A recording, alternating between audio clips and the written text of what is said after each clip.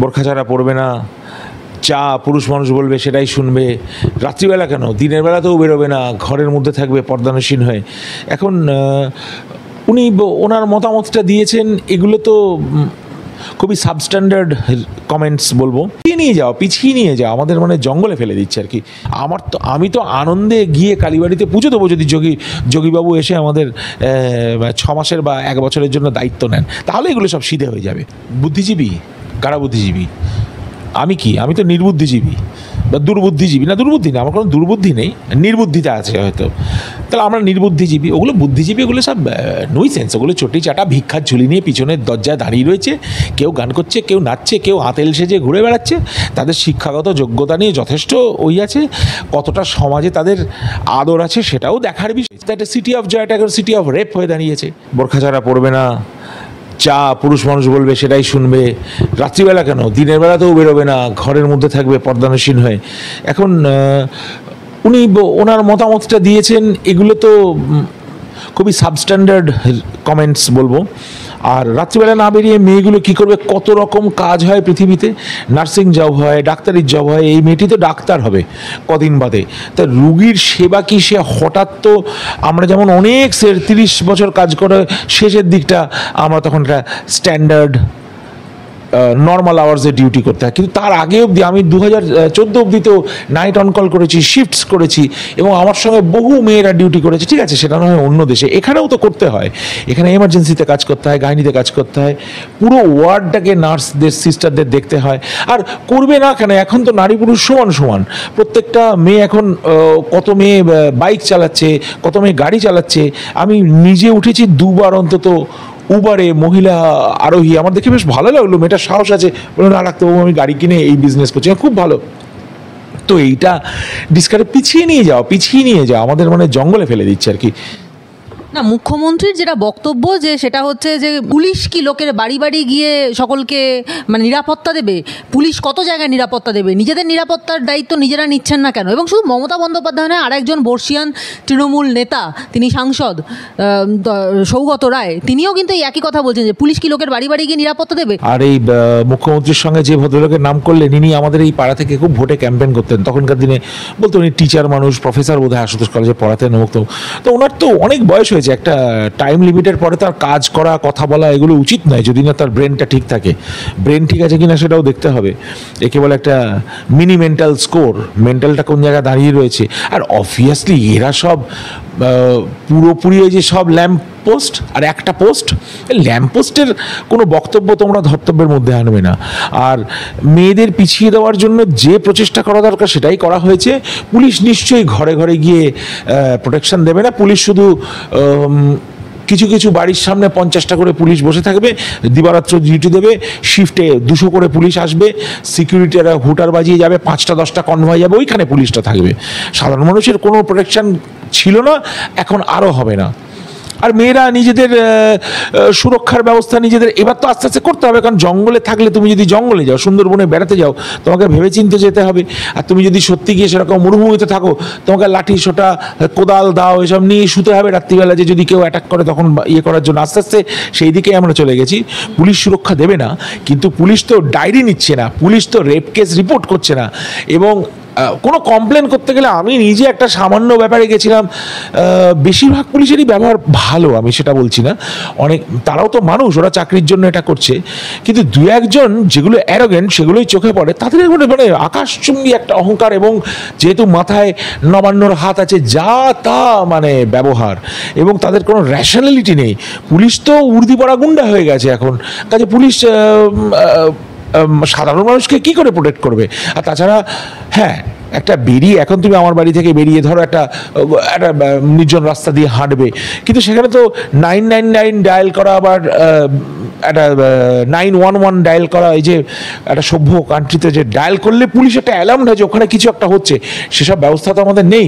আর সবচেয়ে দুঃখের কথা, যদি বা বেঁচে টেচে ধরো আমি তোমাকে বাঁচিয়ে নিয়ে গেলাম থানায়, আমাদের দুজনকেই না ঢুকিয়ে দেয় যে রিপোর্ট করবে এবং যে অত্যাচারিত হবে। কারণ রিপোর্টটাও নিতে চাইছে না, আর নেওয়ার পরে, জানার পরে, আইডেন্টিফিকেশন হয়ে যাওয়ার পরে পুলিশ কি কিছু করছে? কিছুই করছে না। কাজে যারা এদের মধ্যে ভালো মানুষ হয়েছে, তারা রয়েছেন এখনো, তারা নিজেদের ঘরের কথা চিন্তা করছেন ঠিকই, কিন্তু চাকরি বাঁচাতে তারা ব্যস্ত। তাদের কোনো উপায় নেই, কারণ তার কোনো উপায় নেই। হঠাৎ তো গেলে একটা চাকরি পাওয়া যায় না, ওই পেরোলে থাকতে গেলে যা করতে হয় তাই করছে, বা ট্রান্সফার এড়ানোর ভয় করছে। রাজ্যপাল সিভি আনন্দ বোস তিনি গিয়েও মেয়েটির বাবার সঙ্গে দেখা করেছেন, অথচ যে রাজ্যে ঘটনা ঘটলো সেই রাজ্যের প্রশাসনিক প্রধান তার কোনো সময়ই হলো না সেই মেয়েটির বাবার সঙ্গে দেখা করা। দেখা করাটাকে আলাদা করে আমি কোনো ক্রেডিট দিই না, এটা আমার ব্যক্তিগত মতামত। এখন যার বিপদ হয়ে গেছে, হ্যাঁ তার পাশে গিয়ে দাঁড়ানো উচিত। যে পরিবারে যদি একটা দুর্ঘটনা ঘটে, এটা আমাদের ন্যাচারাল, এটা হাইলাইট কেস যদি না হয়, নর্মাল কেস হয়, আমাদের ন্যাচারাল যে আত্মীয় স্বজনরা আসবে পাশে দাঁড়াবে, তাকে একটা সহানুভূতি জানাবে। সিভি আনন্দ বোস দেখা করে, সিভি আনন্দ বোসের নামটা অনেকদিন বাদে শুনলাম। উনি তো নিজেই নানা রকম কার্যকলাপে ফেসে গিয়েছিলেন, কি হয়েছে আমি জানি না, সেটা তো উনি স্ট্রংলি রিটালিয়েট কিছু করেননি। তার কোনো ভূমিকা আছে কিনা, তিনি সেন্ট্রাল গভর্নমেন্টের সঙ্গে যোগাযোগ করছেন কিনা, সেটা তো আমাদের জানতে হবে। শুধু দেখা করে লাভ নেই। আর এদের তরফ থেকে দেখা করেনি, কারণ এখন দেখো কি হয়েছে। আমি একটা তোমাকে অনেক কথা খোলাখুলি বলছি। এই যখন পুজো টুজো গেছে না, আমার নয়, অনেকের পুজোর সময় দারুণ খরচা হয়েছে, জামা কাপড় কিনে দিতে হয়েছে, এদিক ওদিক বিতরণ করতে হয়েছে, এদের খরচা হয়েছে, ক্লাবে ক্লাবে হেভি চাঁদা দিতে হয়েছে, মৎসব ফৎসব করতে হয়েছে, নাচ গান আর্টিস্টদের পয়সা দিতে হয়েছে, আলো জল কল সব দিতে হয়েছে। এগুলো দিতে হয়ে গিয়ে খরচা হয়ে গেছে। ক্যাডাররা খুশি হবে না তো?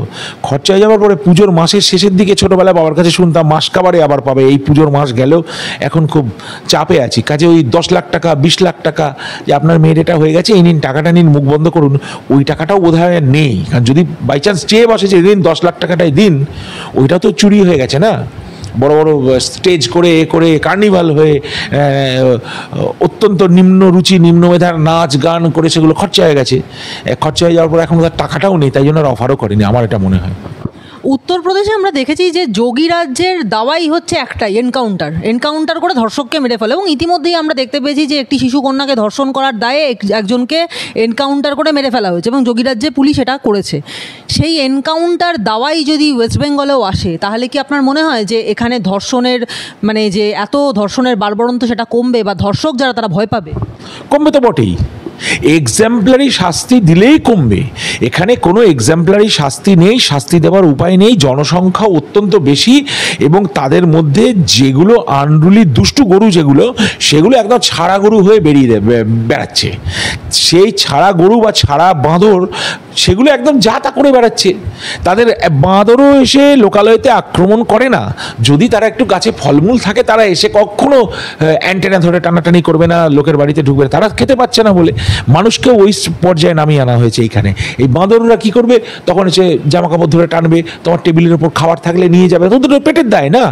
তা মানুষকে এরকম করে দিয়েছে। আর তার মধ্যে যেগুলো দুষ্টু বাঁদর, সেগুলো তাদের যথেচ্ছাচার চালিয়ে যাচ্ছে। যোগীর এনকাউন্টার দেওয়া তো দরকার, এবং এক্সাম্পলারি হওয়া দরকার। কেন কি সেটা সবার জানা দরকার। যেটা হলো যে দুবাইয়ের এয়ারপোর্ট লাউঞ্জ দিয়ে তুমি যদি যাও, দেখবে তাল তাল সোনা এরকম না, প্রপার সোনা এরকম করে বিছিয়ে রাখা রয়েছে, ছোট ছোট সিসিটিভি রয়েছে, সিকিউরিটি আছে ঠিকই, কিন্তু সেরকম কোনো রকমের ভয় সেখানে নেই। যে কোনো জায়গাতে সেরকম ভয় নেই, কারণ যখন ধরা পড়বে তখন মহা মুশকিল হবে, এবং সেই জেল থেকে সে বেরোতে পারবে না।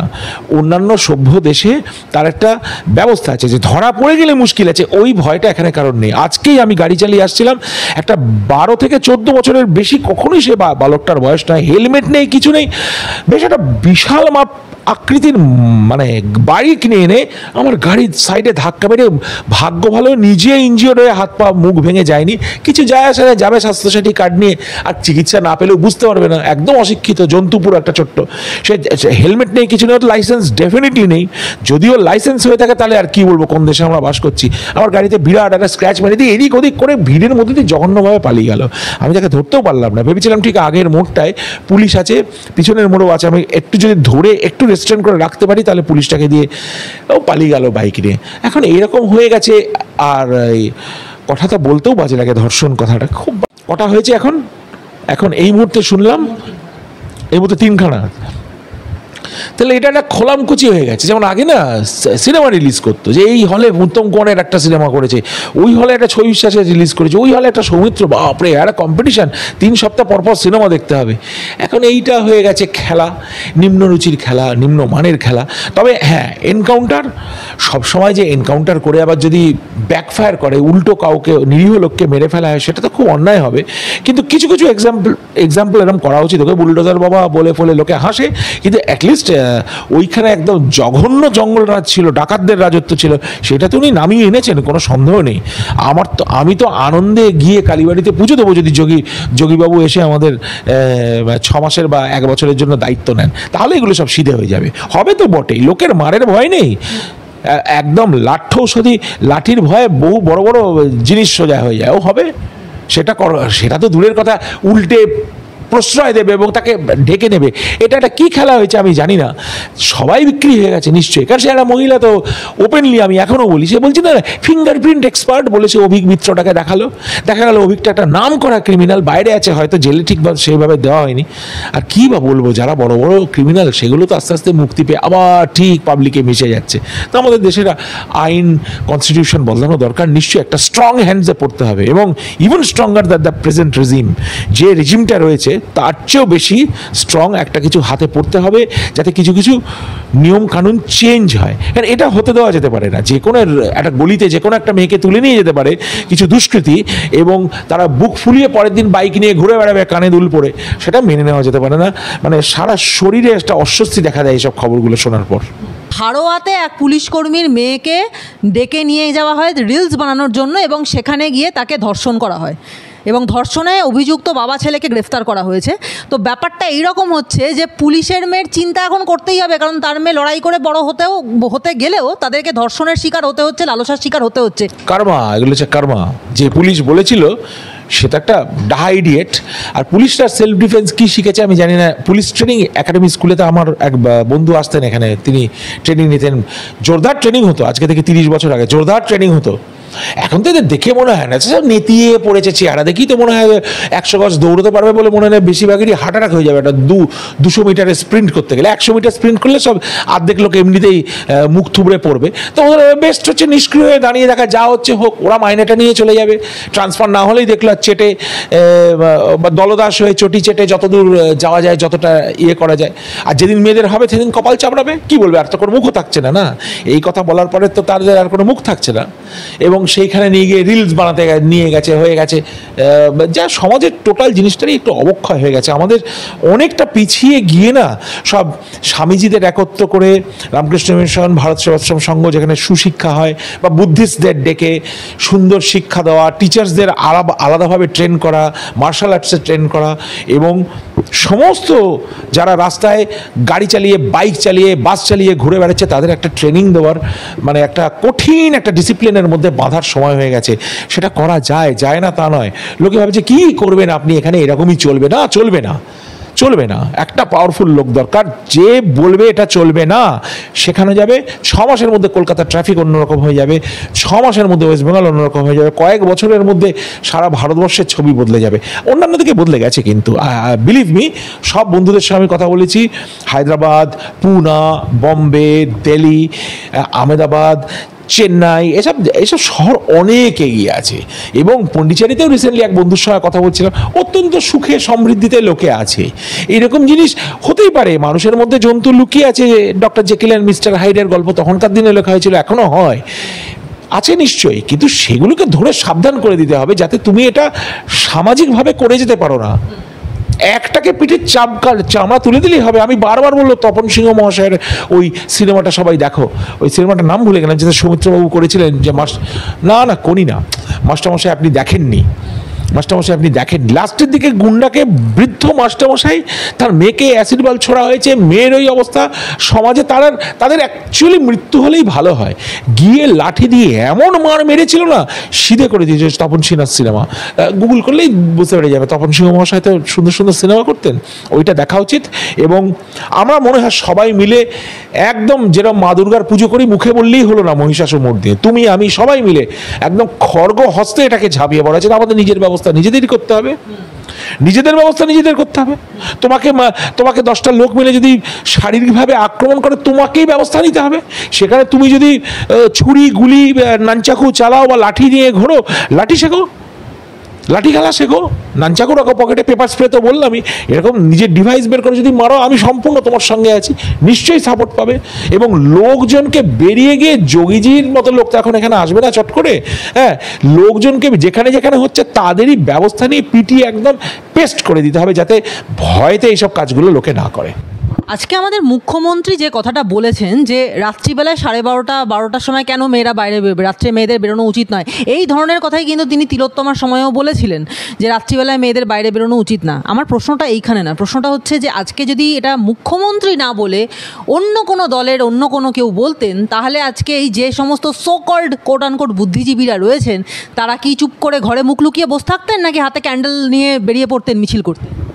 বুদ্ধিজীবী কারা? বুদ্ধিজীবী আমি কি? আমি তো নির্বুদ্ধিজীবী বা দুর্বুদ্ধিজীবী। না, দুর্বুদ্ধি না, আমার কোনো দুর্বুদ্ধি নেই, নির্বুদ্ধিতা আছে হয়তো, তাহলে আমরা নির্বুদ্ধিজীবী। ওগুলো বুদ্ধিজীবী, ওগুলো সব নুইসেন্স, ওগুলো চটি চাটা ভিক্ষার ঝুলি নিয়ে পিছনের দরজায় দাঁড়িয়ে রয়েছে, কেউ গান করছে, কেউ নাচছে, কেউ আতেল সেজে ঘুরে বেড়াচ্ছে, তাদের শিক্ষাগত যোগ্যতা নিয়ে যথেষ্ট আছে, কতটা সমাজে তাদের আদর আছে সেটাও দেখার বিষয় আছে।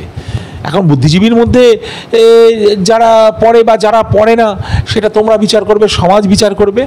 আর এই ধরনের কথা 12:30টায় বেরোবে না। আর এমার্জেন্সিটা আটকাবে কী করে? নাইট ডিউটি যখন করতে হতো, আমাদের শিফট চেঞ্জ হতো 8টায়, তাহলে 12টা 12:30 1:30 থেকেই খিদে পেতো আমাদের। দুটোর সময় গিয়ে আমরা আমার যে ব্যাচমেটস, আমরা 150 জনের মধ্যে কতজন ধরে নেওয়া যাক যে 100 জন ছেলে ছিল, 50 জন মেয়ে ছিল, এরকম একটা যদি হয়, সেই মেয়েরা ফোন করে আমরা সব বলতাম, এই কী করবি রে, তুই খেয়েছিস? বলে না, আমি তো বেরোতে পারছি না, কী করা যায়, তুই এনে দে আমার চাটা সিঙ্গাড়াটা। তা আমি শিয়ালদার তলা দিয়ে গেলাম, চা সিঙ্গাড়া কচুরি ওকে সাপ্লাই দিলাম। একদিন আমি আটকে গেছি, মেয়েটা বলে আমি এনে দিচ্ছি আজকে, যাবি? হ্যাঁ, আমাদের তো কখনো মনে হয়নি।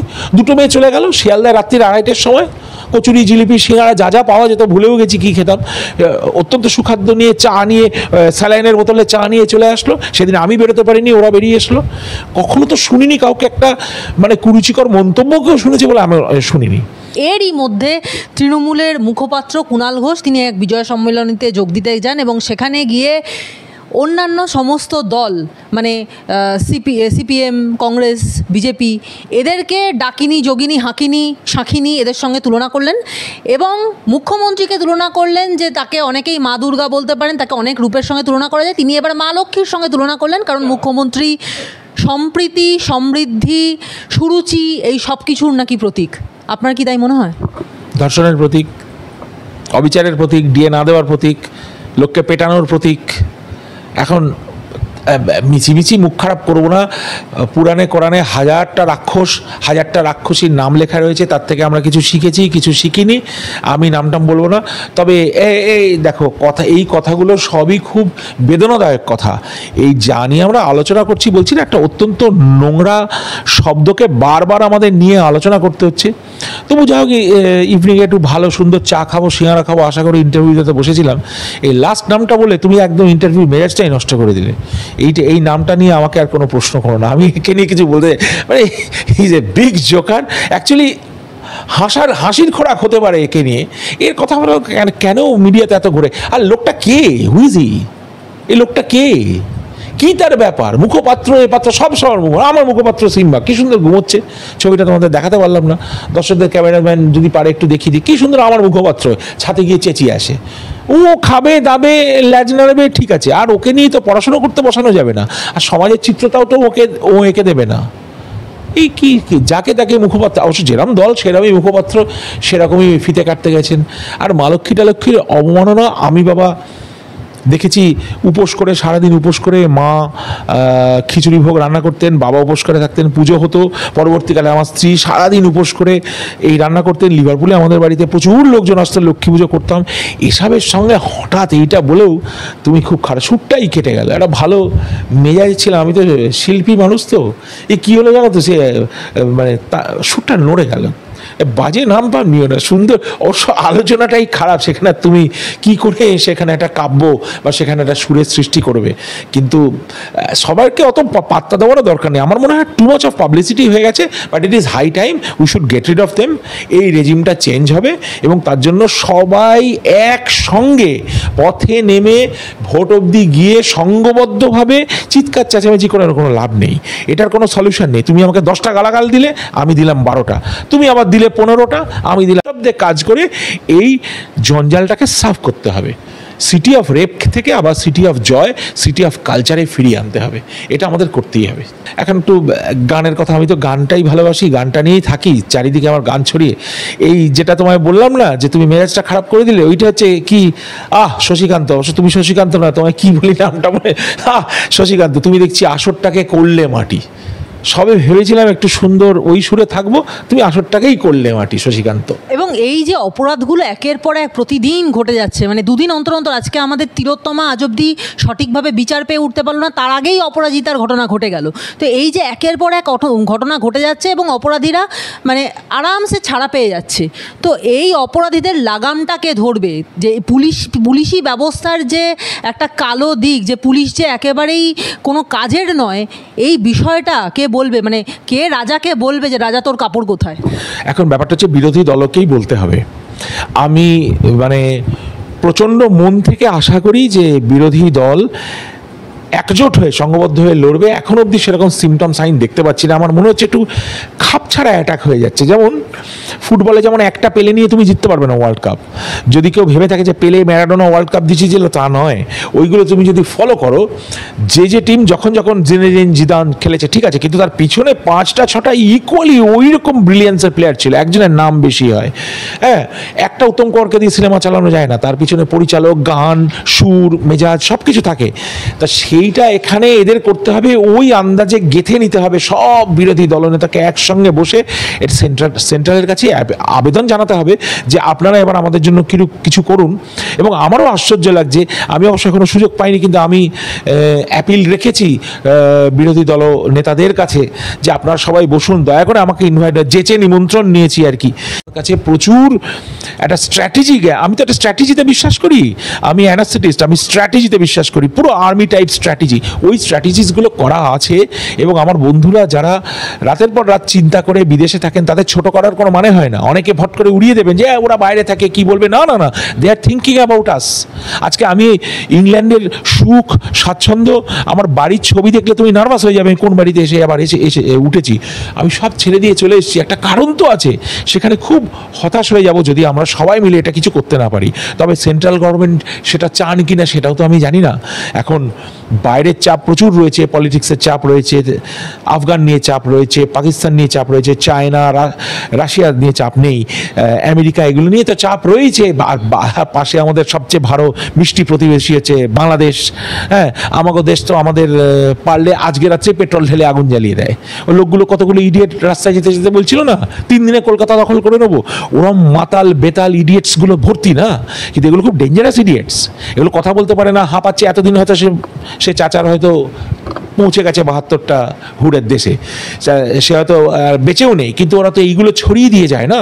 ওদের একটা আশা আছে যে কলকাতা নিয়ে নেবে, ওয়েস্ট বেঙ্গল নিয়ে নেবে। আর এরা যদি সেটা টেম্প্ট করে শুধু রাজত্বের জন্য, আমার একটাই প্রশ্ন থাকে, শুধু রাজত্বের জন্য, শুধু চেয়ারটার জন্য সারা দেশের সমগ্র জনগণের জেনারেশন ওয়াইজ আপনি এইভাবে বাতি নিভিয়ে দিচ্ছেন, এটার বিহিত করতেই হবে। আমি জানি না আমার বক্তব্য কটা লোকের কাছে পৌঁছবে, কিন্তু এর মধ্যেই আমি প্রচুর সাড়া পেয়েছি এবং আমি প্রমাণ করে দিতে পারি। আমি একদিন একটা মিটিং ডাকলে আমার পিছনে কত লোক হবে আমার আন্দাজ নেই, 1000 না 100 না লক্ষ আমি জানি না, কিন্তু যথেষ্ট সাড়া আমি পাই। তারা সম্মান এবং শ্রদ্ধার সঙ্গে চায় আমি যোগ দিই, কিন্তু আমার আর কোনো উপায় নেই।